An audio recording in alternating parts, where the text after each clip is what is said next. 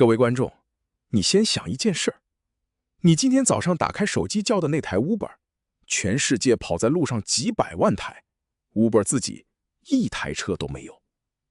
你上礼拜订的 Airbnb， 全球挂在上面几百万间房 ，Airbnb 自己一间房都没盖。你昨天晚上滑的 YouTube， 一天上传的影片几百万支 ，YouTube 自己一支都没拍。你手机里那几百个 App， 苹果 App Store 一支都没开发，但你每花100块买 App， 苹果就抽走30块。看懂没？来到2026年，你去看全世界市值最高的那几家公司，苹果、微软、亚马逊、Google、Meta、辉达，你会发现一个毛骨悚然的共同点：排在最前面、最会赚钱的那批巨兽，几乎没有一家是自己生产东西自己卖的。他们是什么？他们是搭台子的，他们是收过路费的。各位观众，这就是这个时代最反常识也最凶残的一句商业真理：最赚钱的生意往往不生产任何东西，他只收过路费。他不下场踢球，他盖球场、卖门票、抽广告，然后看两边的人在他的场子里厮杀、交易、商业。这种商业模式有一个专有名词，叫平台。我是杰森教练， AI 数字员工龙虾学院的创办人，欢迎回到龙虾学院经济学。今天这一集，我要带各位把这只叫平台的怪兽从头到尾一根骨头一根骨头拆给你看。各位观众，今天这本书叫平台经济模式，英文书名 Platform Revolution， 直译就是平台革命。3位作者来头都不小。第一位 Jeffrey Parker， 第二位 Marshall Van Alstyne， 这2位是正经八百的学院派，一个在杜克，一个在波士顿大学跟 MIT， 研究双边市场跟网络效应，研究了20几年，是这个领域教科书等级的人物。第3位 Sangeet Paul Choudhury， 这位就江湖味重了，他是全世界顶尖企业的平台战略顾问，专门帮大公司想，我要怎么从卖产品变成大平台。你想想，2个最硬的学术脑加一个最实战的顾问脑凑在一起写一本书，会写出什么？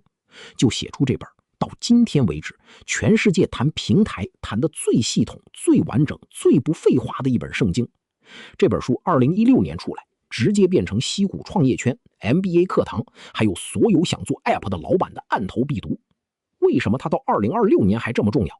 因为各位观众，过去10年地表上长出来的所有超级独角兽 Uber、Airbnb、Grab、虾皮、抖音，到现在最红的一票 AI 公司，走的全部是同一套剧本。而这本书就是那套剧本的说明书。它不是叫你去膜拜这些巨头，它是把巨头的内脏切开，告诉你平台为什么会赢，它是怎么冷启动的，它的护城河长在哪里，它又是怎么死的。今天这集听完，你再看这个世界会完全不一样。各位观众，要搞懂平台，你得先搞懂它的反面，叫管道，英文 pipeline。这是全书最重要的一组对照，你一定要刻进脑子里。什么叫管道？管道就是传统企业干的事儿，我自己设计，我自己生产，我自己卖，价值像水一样从我这一头流到消费者那一头，一条龙单向的。你想想台积电，他自己盖厂，自己做晶片，自己卖，这是管道。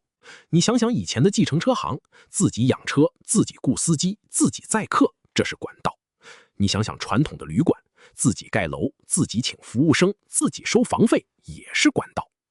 管道的逻辑是什么？是我控制一切，所以我扛一切。厂是我的，货是我的，风险也是我的。那平台呢？平台把这条管道直接砸烂。平台不生产价值，它创造连接。它搭一个舞台，把生产者请上来一边，把消费者请上来另一边，然后让这两边自己在台上互动交易，产生价值。平台只做一件事儿，当那个中间人，然后抽成。各位观众，这个差别有多致命？管道公司想长大，得自己盖更多厂，雇更多人，扛更多成本，一分耕耘一分收获，累得要死。平台公司想长大，只要拉更多生产者、更多消费者上台就好。车是别人的，房是别人的，影片是别人的，风险也大半是别人的。他几乎不用增加什么成本，用户却能像滚雪球一样爆冲。这就是为什么一家 Airbnb 市值可以压过一堆盖了100年的老牌连锁饭店，它根本不在同一个重量级。好，各位观众，接下来我要讲平台这只怪兽最核心的5块肌肉。第一块也是最重要的一块，叫网络效应。这4个字你要是听懂了，这集就值回票价。什么叫网络效应？一句话，用的人越多，这个东西对每一个人就越有价值。你想想电话，全世界只有你一个人有电话，这电话值多少钱？1毛不值，你打给谁？2个人有电话，你们能互打，开始有点价值。等到全世界都有电话，你这只电话就变成非用不可。它的价值不是来自机器本身，是来自连上去的那张网有多大。平台就是靠这个吃饭的。你想想 Uber， 一个城市里叫车的乘客越多，愿意跑进来的司机就越多，司机越多，乘客一叫车3分钟就到，体验越好，就吸引更多乘客，乘客拉司机，司机拉乘客，两边互相灌大，这个雪球会自己滚。各位观众，网络效应为什么是平台的命根子，是它的护城河？因为它会形成一道越晚进场越打不赢的高墙。你今天想做一个新的轿车 app， 车比 Uber 好，抽成比 Uber 低，你以为你能赢？你赢不了，因为你平台上没司机，乘客叫车等半小时不来，乘客就跑了，乘客跑了，司机没生意也跑了，你卡在一个死亡循环里出不来。而 Uber 那边两边都满的，体验甩你10条街。看懂没？平台真正的护城河从来不是技术，技术能超，是这张已经织好搭到你追不上的网。这就是为什么平台大战往往是先抢到规模的人赢者全拿。各位观众，第2块肌肉叫多边市场。刚刚讲的网络效应很多是同一边互相拉，但平台真正玩的是跨边，它要同时伺候2群甚至3群完全不同的人，而且缺一不可。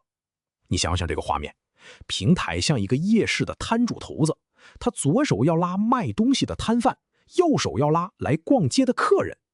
摊贩为什么来摆摊？因为这里人多，客人多。客人为什么来逛？因为这里摊位多，选择多，好吃的多。这两边是互为因果绑死在一起的，这就叫多边市场。平台的生意不是做1群客户，是做2群客户之间的媒合。各位观众，这里藏着一个超级精妙、外行人完全看不懂的操作，叫补贴一边，坑另一边。你想想信用卡，刷卡的消费者通常不用付手续费，甚至还倒送你回馈，送你里程。为什么？因为信用卡公司要先把持卡人这一边养肥养多。那钱从哪赚？从收单的店家那一边抽手续费赚。你想想 Google 搜寻，用户用搜寻1毛钱不用付，被当成上帝伺候，因为他要先把用户这边冲到几十亿人，然后回头跟搭广告的商家那一边收天价广告费。看懂没？平台老板的脑袋跟开店老板完全不一样。开店老板想的是这个客人身上我能赚多少，平台老板想的是我要牺牲哪一边，养大哪一边，才能让整个生态转起来。他下的是一盘2边甚至多边的棋。各位观众，第3块肌肉是所有想做平台的人第一关就会被卡死，9成9死在这里的世纪难题——鸡生蛋，蛋生鸡问题，也叫冷启动。你想想刚刚讲的网络效应多美好，对不对？用户越多越值钱，雪球会自己滚。问题来了，雪球要先有一颗核心，它才滚得起来呀。平台开张第1天，台上空空如也，这时候你死定了。你去拉卖家，来我平台开店呢。卖家问你，你平台有客人吗？你说没有，刚开张。卖家转头就走，我去没客人的地方摆摊干嘛？好，你回头去拉买家，来我平台买东西啊。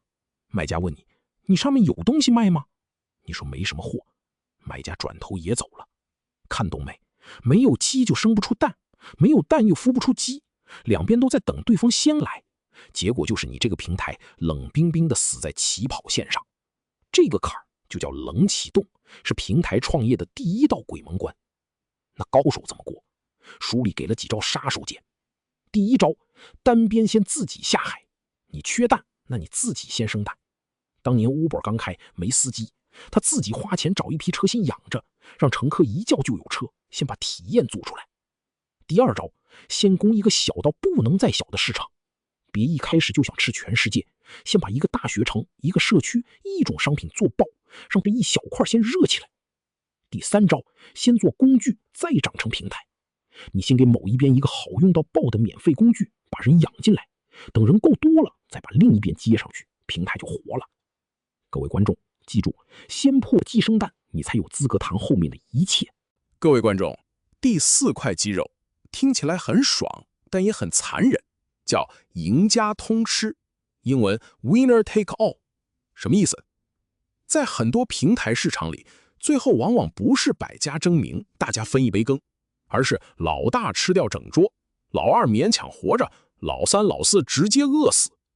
你想想，全世界的搜寻引擎，你叫得出名字的老大是谁？就那一个。你想想，台湾的网拍电商，最后杀到剩几家独大？你想想，社群、短影音，每个赛道最后几乎都收敛成1-2只巨兽。为什么平台市场这么容易一家独大？各位观众，根子还是回到网络效应那4个字。因为用的人越多越值钱，所以一旦有一家跑赢，规模拉开，它的体验就越来越好，越好就吸走越多人，人越多又更好，强者恒强，这叫正回馈。而输的那一方是负回馈，人越少体验越烂，越烂人越跑光。这2条曲线，一条冲天，一条坠地，中间的差距只会越拉越大，不会收敛。这就是为什么平台大战打起来会这么血腥，这么烧钱。因为大家都知道，这场仗没有第2名的位置，你不抢到第1，你就是赔仗。但各位观众，我要提醒你一件事，别看到赢家通吃就热血冲脑，觉得只要我冲第1就能永远躺着输钱。不是的，赢家通吃有3个前提：一是网络效应够强，二是用户多归属的成本高，就是用户不会同时用好几家，三是没有利基市场切走你。这3个只要有一个不成立，你这个赢家随时会被掀桌。记住这句话，我们后面误区还会回来算账。各位观众，第5块肌肉是90%的人都忽略，但决定一个平台能不能活得久的关键，叫平台治理与品质管控。你想想，平台最爽的地方是我不生产，我让别人来生产，对不对？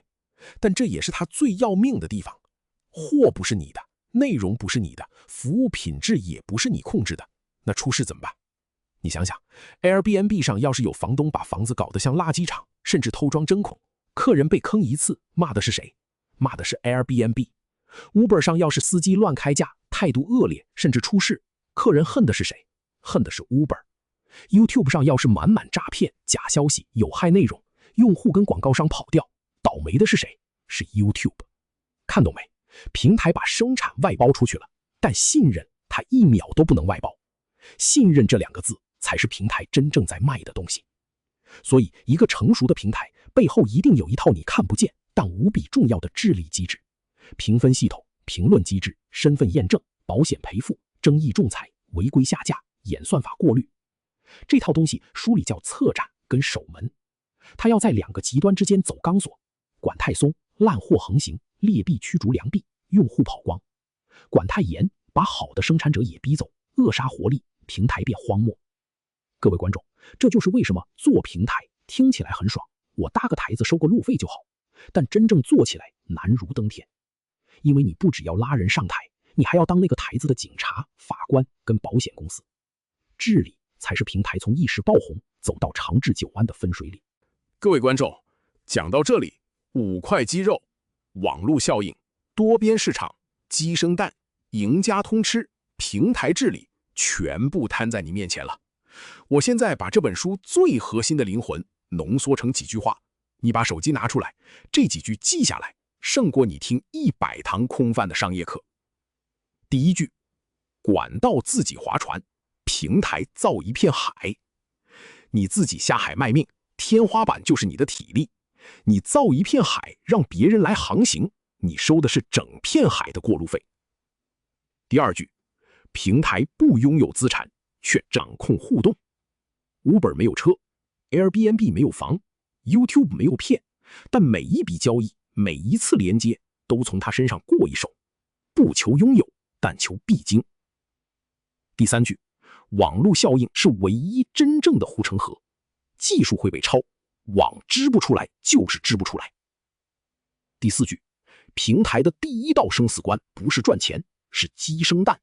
你要先想清楚，我怎么让第一批人愿意在空无一人的场子里先站上来。第五句也是最狠的一句，平台真正在卖的不是商品，是信任。你把生产外包了，但你把信任外包的那一天，就是你倒台的那一天。各位观众，这5句话把它们串起来，你会发现平台这门生意本质上是一门经营关系的生意，一门创造连结的生意，一门守护信任的生意。它看起来轻资产，很性感，但它难就难在你要同时当红娘、当警察、当庄家。轻是它的形，重是它的魂。各位观众，光讲理论你会困，我来上3盘真的菜，让你看平台这套逻辑在现实里怎么血淋淋的运作。第一盘 Uber， 你想想 Uber 干了什么绝的事儿？在它出现以前，你要坐车只能在路边招手碰运气，看司机脸色。Uber 做了什么？他没去买一台车，没去雇一个司机，他只做了一件事儿，他把有车有空想赚钱的人跟此时此刻站在这条街上想坐车的人用一只手机 app 精准的媒合在一起。他是纯粹的中间人，纯粹的媒合平台。他的整套打法刚好把我们前面讲的全串起来了。他靠补贴双边先自己下海，破了鸡生蛋，早期疯狂烧钱给司机给乘客。他靠评分系统做治理，乘客评司机，司机也评乘客，烂的自动被淘汰。他靠网络效应筑墙，一个城市一旦司机够多，乘客3分钟就叫到车，后面来的竞争者根本挤不进去。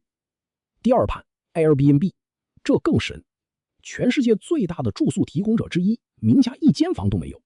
他做的是把家里有空房想赚点外快的屋主，跟出门旅行想住得像个当地人又不想被饭店价格抢劫的旅客凑在一起。他最狠的一招是解决信任，素不相识的2个人，一个敢把家钥匙交出去，一个敢住进陌生人家里，靠的是什么？靠 Airbnb 那套双向评价、身份验证、线上金流托管、房东保险。他卖的根本不是房间，他卖的是让2个陌生人敢在彼此屋檐下产生交易的那份信任。各位观众，这2盘菜你看懂了平台的股价没有？各位观众，第3盘菜我要端出最经典、最赤裸的一盘，苹果的 App Store， 顺便配上 YouTube。 你想想，苹果 App Store 这门生意有多可怕？苹果自己开发那几百万只 App 吗？没有，绝大多数 App 是全世界几百万个开发者没日没夜写出来的。苹果做什么？它盖了一个应用程式商店这个舞台，把写 App 的开发者跟几十亿只 iPhone 的用户接在一起，然后你只要在里面付费，苹果标准抽30%。开发者累得半死写程式，扛开发成本，扛失败风险，苹果坐在收费亭里，车一过就收过路费。这就是最纯粹的平台暴力美学。我不生产，我控制那道必经之门。再看 YouTube， 一模一样的股价，全世界的创作者免费帮他生产影片拉观众， YouTube 搭台配对卖广告，然后把广告收入跟创作者拆账。他一支影片没拍，却是地表最大的影片帝国。各位观众，我要你从这3盘菜 Uber、Airbnb、App Store 退一步看到那个共通的股价。第一，他们自己都不生产核心价值，车、房、App、影片全是别人的。第二，他们死死掌控住那个生产者跟消费者非碰面不可的关键接口。第三，他们靠网络效应把这个接口越养越大，大到别人绕不过去。第四，他们靠治理跟信任让这个接口不会烂掉。看懂这4点，你就拿到了平台这门生意的万能钥匙。它不神秘，它就是找到2群互相需要却碰不到彼此的人，然后你站在中间，当那个谁都绕不过去的桥。各位观众，讲完巨头的爽，我要来泼冷水了。因为我知道你听到这里血已经热了，心里在想，杰森教练，那我也来做个平台啊。慢着，平台是这世界上听起来最性感、做起来死最惨的生意。9成9的人死在同样3个坑里。我今天把这3个坑指给你看。第一个误区最致命，还没解决鸡生蛋就想着抽成。一堆创业者一开张，平台空空的，就急着设计抽成机制，想着怎么从交易里剥一层皮。各位观众，你台上连人都没有，你抽谁的成？你这时候该做的是拼了命补贴，贴钱请人上台，把场子先炒热，而不是急着收钱。收钱是后面的事儿，先让生态活起来才是头等大事。第二个误区，两边都想讨好，结果两边都得罪。平台的残忍在于，它常常必须牺牲一边，养大另一边，像信用卡养持卡人，坑店家。但很多新手心太软，既想给消费者最低价，又想给生产者最高分润，中间还想自己赚饱。各位观众，这数学是不成立的。你想让所有人都满意，最后就是所有人都不满意，平台转不动。你必须狠下心决定，这个阶段我先跪舔哪一边。第三个误区也是最容易被忽略的，没有护城河就是没有网络效应，却以为自己在做平台。很多做的所谓平台，用户用完就走，两边随时绕过你私下交易，换一家一点损失都没有。这种东西没有网络效应，没有锁定，没有墙，它不是平台，它只是一个暂时的中间商，随时会被跳过，被取代。各位观众，记住，先破鸡生蛋，再敢抽成，先选边站，别当烂好人。没织出那张越滚越大的网之前，你根本还没开始做平台。各位观众，讲到这儿，你可能会叹一口气，这些平台都是几百亿的巨兽，跟我一个素人、一个小老板、艺人公司有什么关系？关系大了。我今天要送你一个价值连城的思维，你做不了那片海，但你可以在别人的海上当一条最会转的船，甚至你可以用 AI 挖一个属于你自己的小池塘。3条路，我一条一条讲。第一条最务实，去别人的大平台上当生产者卡位。你想想 YouTube、TikTok、抖音、虾皮这些超级平台花了几百亿打生打死才养出来的巨大流量池，他们现在正跪着求你，拜托你来我这里生产内容，开店卖货。他们甚至倒贴流量，倒贴补贴给你。这是史上最好的时代，你一个素人不用盖平台，直接站上巨人的肩膀就能触及全世界。而 AI 让这件事的成本直接砍到骨折。以前你要团队，要设备，要剪接师，现在呢，用 AI 写脚本， AI 生图， AI 配音， AI 做数字人，一个人一台电脑就能像一间内容工厂一样，每天在别人的大平台上持续生产，持续卡位。第二条路，进阶，用 AI 自己搭一个小型媒合平台。你不用做 Uber， 你可以做你们社区的家教媒合，某个小众兴趣的接案媒合。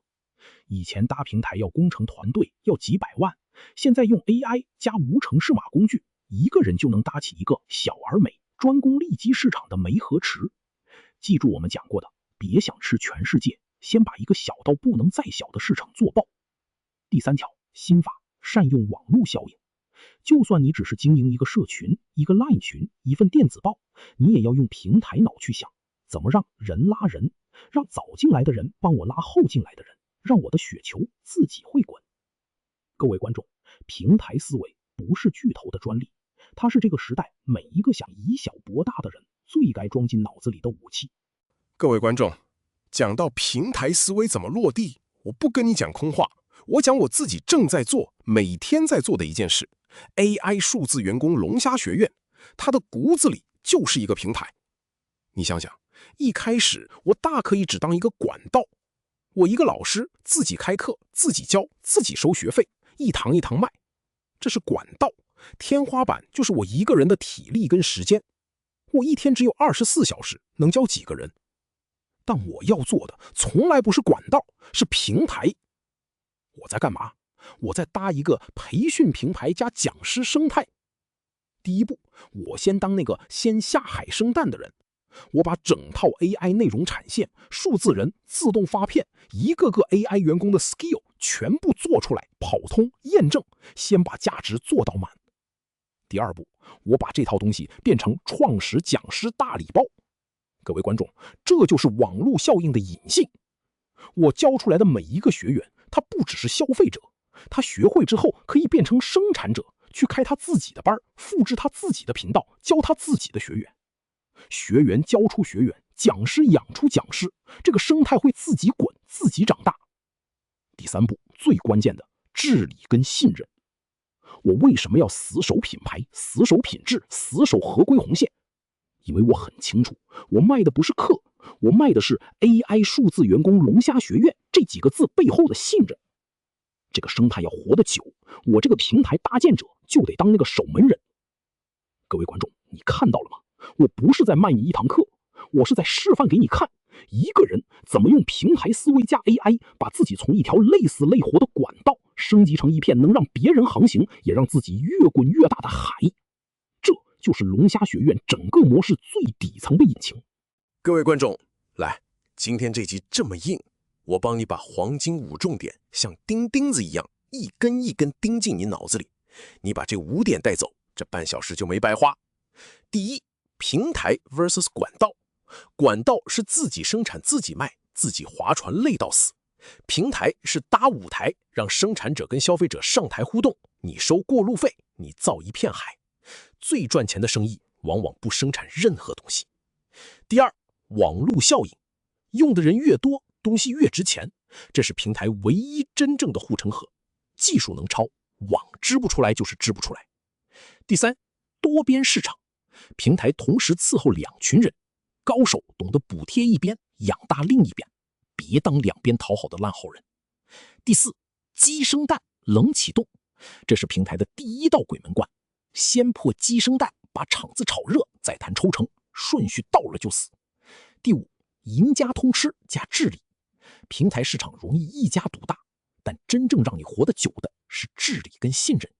你把生产外包了，信任1秒都不能外包。各位观众，记住这5点，你看世界的眼睛就换了一副。好，那各位观众，平台再强，网织的再大，最后决定成败的还是一件事儿：人到底是怎么做选择的？有一种看不见的力量，它不强迫你，不命令你，不花你1毛钱，却能在你毫无察觉的情况下，轻轻地推你一把，让你走向某一个决定。你想想，为什么把健康食物摆在餐厅最显眼的位置，大家就吃得更健康？为什么退休金改成预设自动加入，储蓄率就暴增？这背后藏着一整套诺贝尔经济学奖等级的智慧。下一集，龙虾学院经济学 EP68，我要带各位拆解另一本神作，理查·塞勒跟凯斯·桑斯坦的推力 Nudge。看懂它，你就看懂了怎么在不强迫任何人的情况下，改变一个人，甚至改变一群人的行为。